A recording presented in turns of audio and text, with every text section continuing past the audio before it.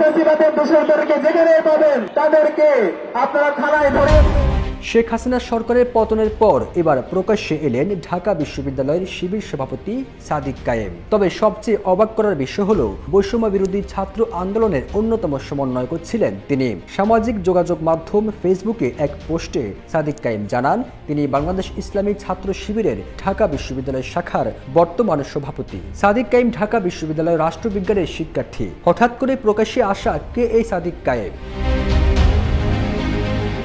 জানা গেছে সাদিক কায়েম ঢাকা বিশ্ববিদ্যালয়ে রাষ্ট্রবিজ্ঞানে 2016-17 সেশনের শিক্ষার্থী ছিলেন। তার গ্রামের বাড়ি খাগড়াছড়ি শহরের বাজার এলাকায়। মেধাবী এই তরুণ অনার্স ও মাস্টার্সের ফলাফলে নিজ বিভাগে তৃতীয় হয়েছিলেন। অনার্সে তার সিজিপিএ ছিল 3.78, তবে মাস্টার্সে সিজিপিএ কত ছিল সেটি জানা সম্ভব হয়নি। ছোটবেলা থেকে মেধাবী সাদিক খাগড়াছড়ি বাইতুস শরীফ জব্বারিয়া আদর্শ মাদ্রাসা থেকে দাখিল এবং পরবর্তীতে চট্টগ্রামে বাইতুস শরফ থেকে আলিম পাশ করেন। এরপর ভর্তি হন ঢাকা বিশ্ববিদ্যালয়ে। 250-টিরও বেশি ডিজাইন অপশন নিয়ে ওয়ালটন স্মার্ট ফ্রিজ, বোঝে আপনার প্রয়োজন।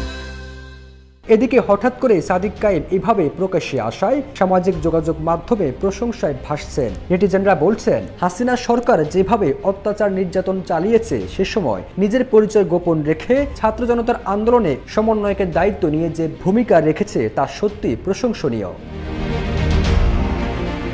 এর আগে শনিবার দুপুরে বিশ্ববিদ্যালয় উপাচার্য লাউঞ্জে এক আলোচনা শেষে গণমাধ্যম কর্মীদের সঙ্গে আলাপকালে সাদিক কায়েম নিজেকে ছাত্র শিবিরের ঢাকা বিশ্ববিদ্যালয় শাখার সভাপতি বলে পরিচয় দেন। এরপর সামাজিক যোগাযোগ মাধ্যম ফেসবুকে পোস্ট দেন তিনি। এর আগে 12 আগস্ট সন্ধ্যায় ঢাকা বিশ্ববিদ্যালয় টিএসসিতে বৈষম্য বিরোধী ছাত্র আন্দোলনের লিয়াজু কমিটির সঙ্গে সব ছাত্র সংগঠনের মতবিনিময় সভায় ছাত্র শিবিরের পক্ষ থেকে সংগঠনটির কেন্দ্রীয় দপ্তর সম্পাদক নুরুল ইসলাম সাদ্দাম ও ছাত্র আন্দোলন সম্পাদক আহনাফ আবদুল্লাহ উপস্থিত ছিলেন। এছাড়া মতবিনিময় সভায় অন্তর্বর্তীকালীন সরকারের উপদেষ্টা নাহিদ ইসলাম ও আসিফ মাহমুদও উপস্থিত ছিলেন।